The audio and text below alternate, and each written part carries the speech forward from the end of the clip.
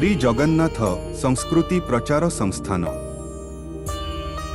ମା ତାରା ଏବଂ ବାମାକ୍ଷେପାଙ୍କର ଏହି ଭକ୍ତିପୂର୍ଣ୍ଣ କାହାଣୀ ପ୍ରକୃତରେ ହୃଦୟସ୍ପର୍ଶୀ। ଯେବେ ମା ତାରା କହିଲେ, ମୋ ପୁଅ ଭୋକିଲା ଅଛି, ମୁଁ ଭୋଗ କେମିତି ଖାଇବି?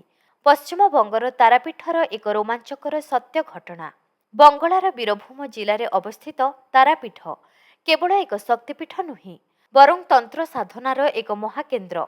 ଏଠାରେ ଶ୍ମଶାନରେ ଜଳୁଥିବା ଚିତାଗୁଡ଼ିକ ମଧ୍ୟରେ ଜଣେ ଏମିତି ପାଗଳ ସାଧୁ ରହୁଥିଲେ, ଯିଏ ଦୁନିଆକୁ ଶିଖାଇଥିଲେ ଯେ ମା ଏବଂ ପୁଅର ସମ୍ପର୍କ କିପରି ହୋଇଥାଏ।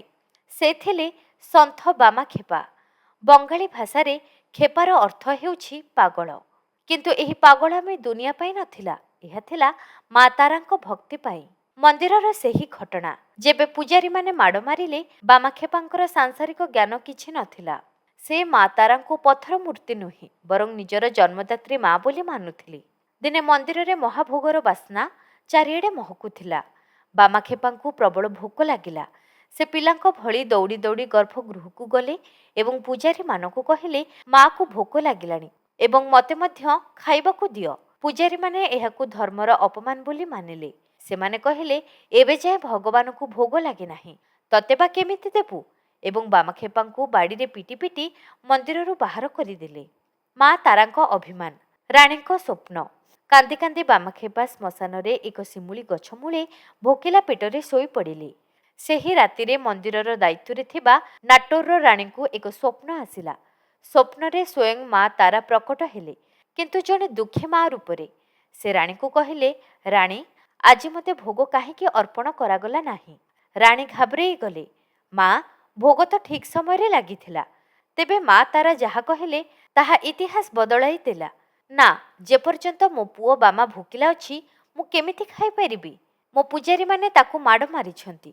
ମୋ ପେଟ ସେତେବେଳେ ଭରିବ ଯେତେବେଳେ ପ୍ରଥମେ ବାମାର ପେଟ ଭରିବ। ବଦଳିଗଲା ଶତାବ୍ଦୀର ପୁରୁଣା ନିୟମ। ରାଣୀ ଝାଳନାଳ ହୋଇ ଉଠି ପଡ଼ିଲେ। ସଙ୍ଗେ ସଙ୍ଗେ ସୈନିକମାନଙ୍କୁ ପଠାଗଲା। ଶ୍ମଶାନରୁ ବାମାକ୍ଷେପାଙ୍କୁ ସସମ୍ମାନ ଅଣାଗଲା। ପୂଜାରୀମାନେ ନିଜର ଭୁଲ ବୁଝିପାରିଲେ। ସେଦିନ ସର୍ବପ୍ରଥମେ ବାମାକ୍ଷେପାଙ୍କୁ ପେଟ ଭରି ଭୋଜନ କରାଗଲା।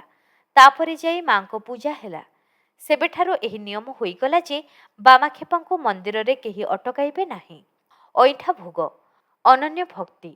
ବାମାକ୍ଷେପାଙ୍କ ପୂଜାରେ କୌଣସି ମନ୍ତ୍ର ନଥିଲା, ଥିଲା କେବଳ ଭାବ। ସେ ଭୋଜନ ଥାଳି ମା ତାରାଙ୍କ ଆଗରେ ରଖୁଥିଲେ। ପ୍ରଥମେ ନିଜେ ଗୋଟିଏ ଗୁଣ୍ଡା ଖାଉଥିଲେ ଏବଂ ତାପରେ ନିଜ ପାଟିରୁ ବାହାର କରିଥିବା ଅଇଁଠା ଖାଦ୍ୟକୁ ମୂର୍ତ୍ତିଙ୍କ ପାଟିରେ ଲଗାଇ ଦେଉଥିଲେ। ନେ ମା, ଖା, ଭାରି ସ୍ୱାଦିଷ୍ଟ ହୋଇଛି। ଲୋକମାନେ ଏସବୁ ନିଜ ଆଖିରେ ଦେଖିଛନ୍ତି ଯେ ପଥର ମୂର୍ତ୍ତି ପ୍ରକୃତରେ ସେହି ଭୋଜନ ଗ୍ରହଣ କରୁଥିଲେ। ନିଷ୍କର୍ଷ, ଶ୍ମଶାନର ସେହି ପାଗଳ ସାଧୁ ଦୁନିଆକୁ ଦେଖାଇଦେଲେ ଯେ ଈଶ୍ୱର ମନ୍ତ୍ରରେ ନୁହେଁ, ବରଂ ପ୍ରେମ ଏବଂ ଭାବର ଭୋକିଲା। ଜଣେ ମା ପାଇଁ ତାର ସନ୍ତାନ ଯେମିତି ବି ହେଉ, ସେ ତାକୁ ଭୋକିଲା ଦେଖିପାରେ ନାହିଁ।